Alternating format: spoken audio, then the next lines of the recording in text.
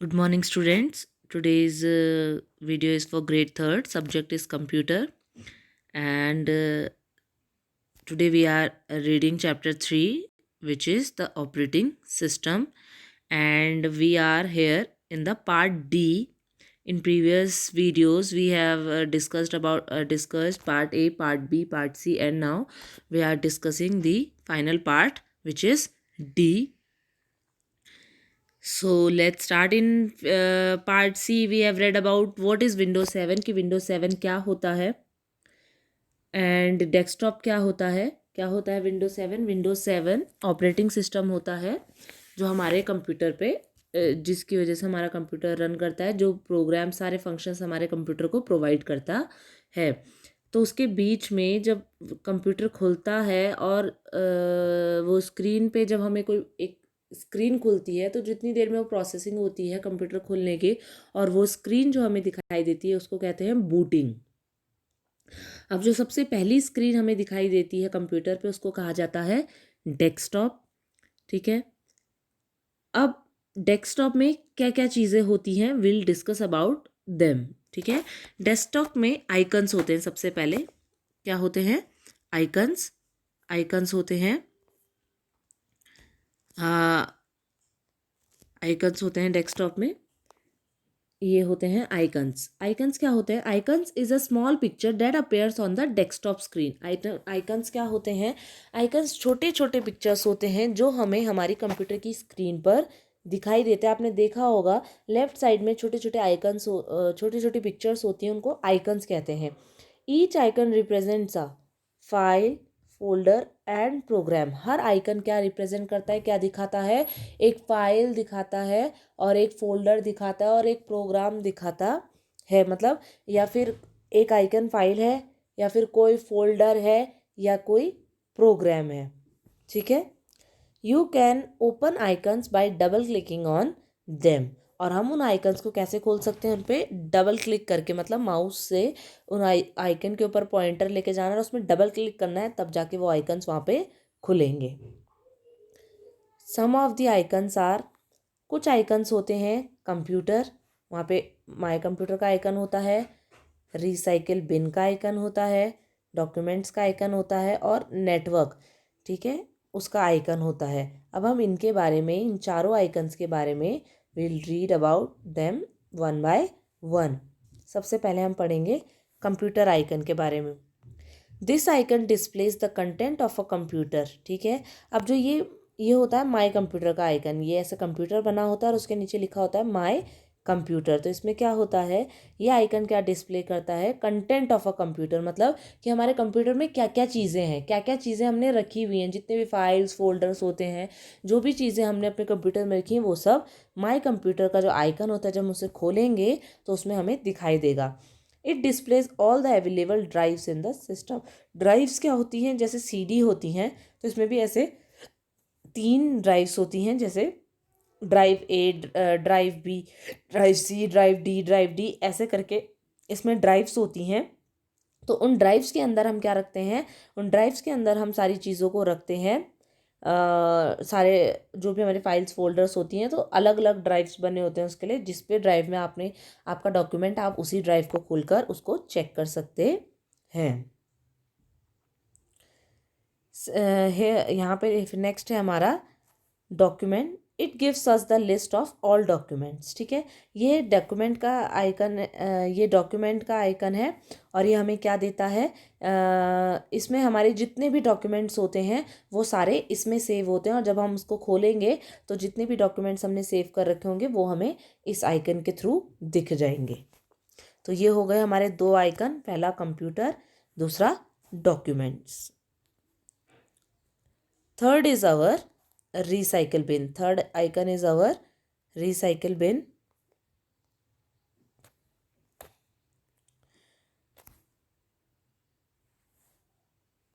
Third icon is our recycle bin. Recycle bin में देखो क्या होता है, it displays the list of deleted item. ये क्या करता है?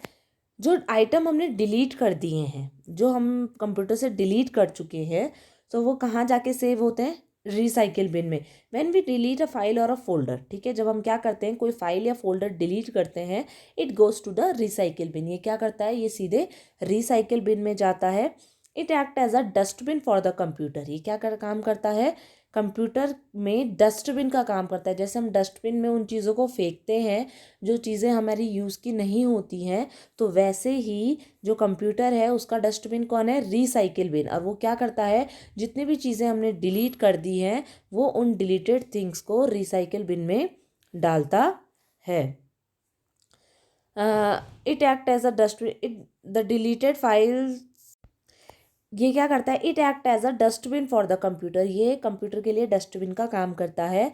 और the deleted files remains in the bin unless you empty it. और जो डिलीटेड फाइल्स होती हैं, मतलब जो फाइल्स हम डिलीट करते हैं, वो किस में जाती हैं, रिसाइकिल बिन में। और रिसाइकिल बिन में वो तब तक रहती हैं जब तक हम रिसाइकिल बिन को खाली नहीं कर देते हैं। रिसाइकिल बिन से भी डिलीट ना कर दें तब तक वो क्या होती हैं, डिलीट नहीं होती है। देखो रिसाइकिल बिन इसलिए होता है, मान लो कोई चीज़ हमसे गलती से डिलीट हो गई, कोई बहुत ही इंपॉर्टेंट डॉक्यूमेंट है और वो गलती से डिलीट हो गया। अब वो डिलीट हो गया तो बहुत प्रॉब्लम हो जाएगी।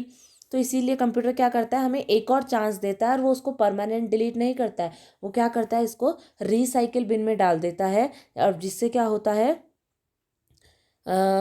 रिसाइकिल बिन में डाल देता है, और जिससे क्या, जो हमारी जितनी भी इम्पोर्टेंट चीज़ें डिलीट हो गई हैं वो सारी रिसाइकिल बिन में चली जाती हैं। या आपने कोई पहले कोई चीज़ डिलीट करी, बाद में आपको उसी चीज़ को ढूंढ रहे हैं, तो वो कहाँ मिलेगी आपको, रिसाइकिल बिन में, वहाँ से आपको इजीली मिल जाएगी। तो इसीलिए रिसाइकिल बिन होता है। Next is network. नेटवर्क क्या होता है,